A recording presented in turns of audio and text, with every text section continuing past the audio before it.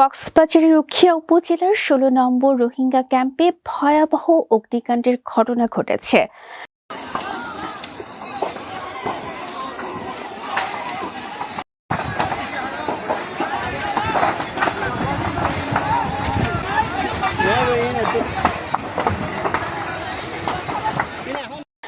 জানুয়ারি ভোরে সংগঠিত এই আগুনে প্রায় ৫০০ ঘর ছাড়াও বেশ কয়েকটি শিক্ষা প্রতিষ্ঠান ও ধর্মীয় স্থাপনা পুড়ে গেছে। তবে এই ঘটনায় এখনো পর্যন্ত কোনো হতাহতের খবর পাওয়া যায়নি।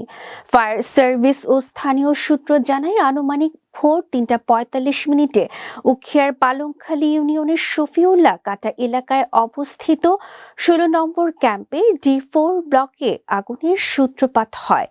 প্রাথমিকভাবে ধারণা করা হচ্ছে ওই ব্লকের বাসিন্দা মোহাম্মদ আনিস রাত ৩:৩০টার দিকে গ্যাসের চুলায় পানি গরম করতে দিয়ে ঘুমিয়ে পড়েন। এতে চুলা থেকে আগুন ধরে দ্রুত পার্শ্ববর্তী ঘনবসতিপূর্ণ শেল্টারগুলোতে ছড়িয়ে পড়ে। খবর পেয়ে উখিয়া ফায়ার সার্ভিস ও সিভিল ডিফেন্সের ২টি ইউনিট দ্রুত ঘটনাস্থলে পৌঁছে আগুন নিয়ন্ত্রণের কাজ শুরু করে।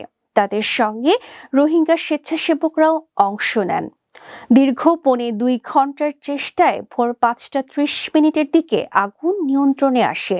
উখিয়া ফায়ার সার্ভিস স্টেশন কর্মকর্তা ডলার ত্রিপুরা জানান, দ্রুত ব্যবস্থা নেওয়ায় আগুন অন্য ব্লকে ছড়াতে পারেনি। উপজেলা নির্বাহী কর্মকর্তা বলেন, ইতিমধ্যেই ক্ষতিগ্রস্তদের তালিকা প্রস্তুত ও ক্ষয়ক্ষতির পরিমাণ নিরূপণের কাজ শুরু করা হয়েছে।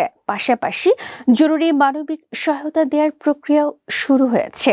এর আগে অগ্নিকাণ্ডের ঘটনায় ২০২৫ সালের ২৬ ডিসেম্বর ৪ নম্বর ক্যাম্পে একটি হাসপাতালে এবং ২৫ ডিসেম্বর কুতুপালং ক্যাম্পে আগুনে বেশ কিছু ঘর ক্ষতিগ্রস্ত হয়।